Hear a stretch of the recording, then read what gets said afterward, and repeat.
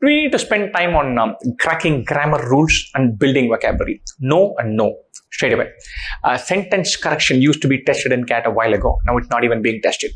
And so there is not a format of question which tests grammar heavily. So don't worry. And so you don't have a mechanism to test grammar. Does that mean sentence structure is not important? Reading a lot builds an intuitive sentence structure in your mind. And that is very useful. That helps in para jumble, that helps in sentence elimination, that helps in para summary, getting a grasp of an idea. That's very crucial. But learning grammar rules and subject-verb agreement and misplaced modifier and this and that is simply not being tested. And the textbook way of learning that is not crucial for the exam. Vocabulary. Does having a good vocabulary help in CAT? Yeah, of course it does. Of course it does.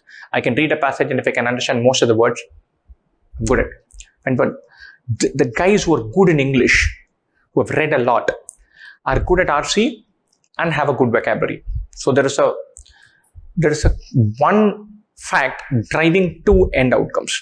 I've read a lot. I know a lot of what I'm reading. I spend time reading. My vocabulary is good. My understanding is good. Therefore, my reading comprehension is good. The causality saying my vocabulary drives my reading comprehension, let me therefore hard boot words. That is silly. Strong, powerful reading habit built over some time with focus on unclearly understanding and then worrying about individual separate threads. That underpins good vocabulary and good reading comprehension performance. So correlation does not imply causality.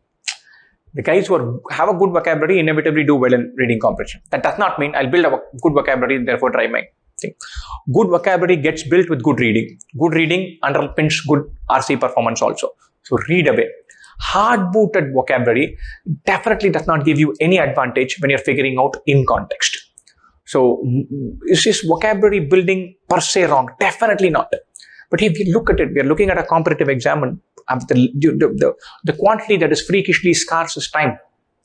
So you have to say, what is the best use of my time? Is it learning grammar rules? Is it building vocabulary? Definitely not. Read. Have the belief that the reading habit underpins several advantages that you're going to get in verbal. Practice RC, practice para jumble to get the hang of these questions and to avoid some standard traps. Read more to reinforce those fundamentals. And then have the belief that you're doing the right thing. The vocab hit and the grammar hit are for us to feel like, hey, I'm doing something. I know the meanings of 100 words I didn't know 2 weeks ago. That seems like progress. We all crave tangible, measurable metrics. Number of words is one beautiful such thing. Number of shortcuts is a beautiful such thing. So because we crave this, we lose sight of what the big picture is.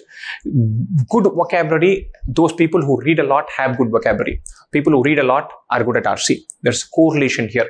There is no causality link between vocabulary and good RC scores. Just because you learn 1,000 words, will RC necessarily become better?